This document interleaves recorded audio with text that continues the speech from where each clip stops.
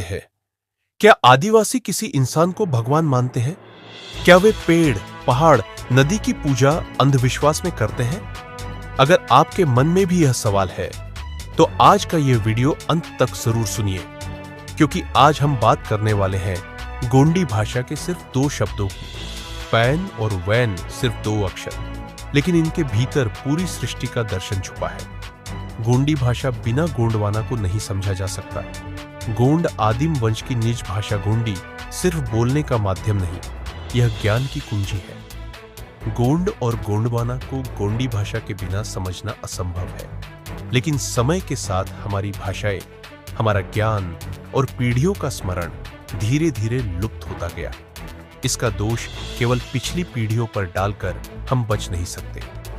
आज जिम्मेदारी हमारी है कि गोंडी शब्दों में छुपे ज्ञान को विज्ञान, तर्क और दर्शन के साथ सहेजें। पेन क्या है? सबसे पहले समझते हैं पेन। पेन कोई इंसान नहीं है, पेन कोई मूर्ति नहीं है, पेन किसी एक स्थान पर बैठा देव नहीं है। पेन बराबर निराकार, अदृश्य, सर्वोच्च ऊर्जा गुण दर्शन में सभी पेनों के ऊपर एक ही शक्ति है। सल्ले गांगरे पेन, जिसे परसा पेन, सजोर पेन, हजोर पेन और बड़ा देव कहा जाता है। वह जन्म रहित है, मृत्यु रहित है, कण कण में विद्यमान है, सृष्टि का रचयिता है। इस सृष्टि में उससे बड़ी कोई शक्ति नहीं। सल्ले गांगरे। सृष्टि का वैज्ञानिक आधार गोंड आदिम दर्शन कहता है। सृष्टि किसी चमत्कार से नहीं, बल्कि नैसर्गिक नियम से बनी है।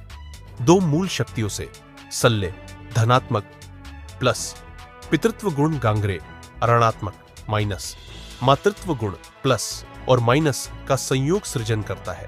प्लस प्लस या माइनस माइनस विघटन करता है।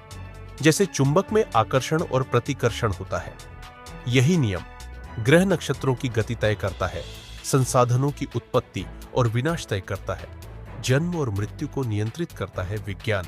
इसे ऊर्जा का नियम कहता है।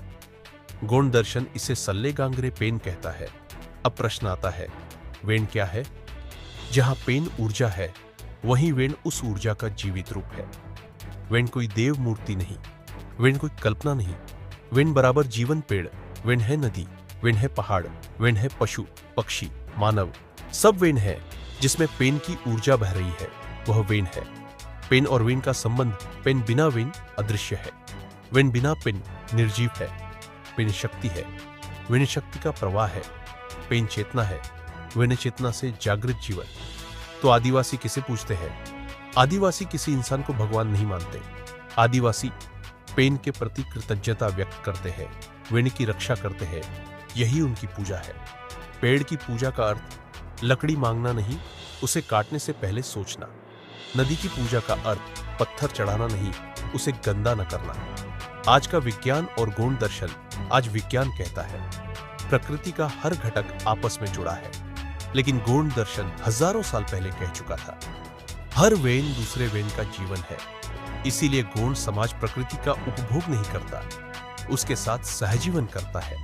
अंतिम सत्य, जब एक पेड़ कटता है तो केवल लकड़ी नहीं गिरती, एक वेन मरता है। जब किसी आदिवासी को उसकी जमीन से हटाया जाता है तो एक वेन जड़ से उखड़ता है, और जिस दिन वेन समाप्त होगा, उस दिन पेन का साक्षात्कार भी असंभव हो जाएगा। वेन को समझना जीवन को समझना है, वेन को बचाना भविष्य को बचाना है, और वेन को जीना गोंडवाना को जीना है।